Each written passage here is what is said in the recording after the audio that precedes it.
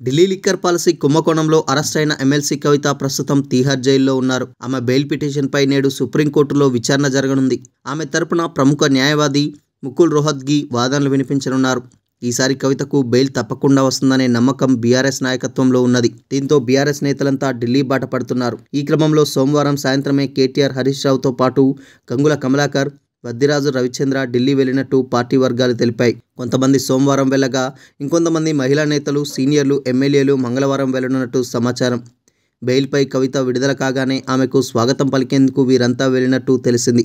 Party కార్యకర్తకు, నాయకుడికి ఎవరికి ఏ ఆపద వచ్చినా పార్టీ అండగా ఉంటుందని చాటేందుకే సీనియర్ నేతలంతా ఢిల్లీకి వెళ్లినట్టు సమాచారం. కవితలో మనోధైర్యం కల్పించడం, తామంతా అండగా ఉన్నామని చాటేందుకే అందరూ అక్కడికి వెళ్లినట్టు తెలుస్తున్నది. ఇప్పటికే ఓవైపు రాష్ట్ర ప్రభుత్వం దూకుడుతో బీఆర్ఎస్ నేతల్లో ఆందోళన మొదలైంది. అక్రమాలను వెలికితీసే పనిలో ప్రభుత్వం నిమగ్నం కావడంతో ఏ నాయకుడు ఎప్పుడు చేజారుతాడోనని గులాబీ అధిష్టానం మల్లాగుల్లలు పడుతుంది.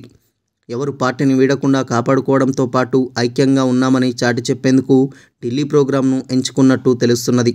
మద్యం కేసులో ఎమ్మెల్సీ కవిత మార్చి 15వ తేదీ నుంచి తీహార్ జైల్లో ఉంటున్నారు. జైల్లో ఉండగానే జూలై 16న, ఆగస్టు 22న ఆమె అస్వస్థతకు గురయ్యారు. ఆమెకు ఢిల్లీ ఎయిమ్స్లో వైద్యం చేయించారు. అయినా పార్టీ అధినేత కేసీఆర్ ఇప్పటి వరకు కవితను పరామర్శించలేదు. కేవలం కేటీఆర్, హరీష్ రావును మాత్రమే పంపించి జరిగిన విషయాలను తెలుసుకుంటున్నారు.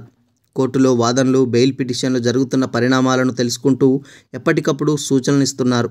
అయితే నేడు కోర్టులో కవిత బెయిల్ పిటిషన్పై విచారణ ఉండడం, ఇదే కేసులో మనీష్ సిసోడియాకు బెయిల్ రావడంతో కవితకు సైతం వస్తుందనే ఆశతో గులాబీ నేతలు ఎదురుచూస్తున్నారు.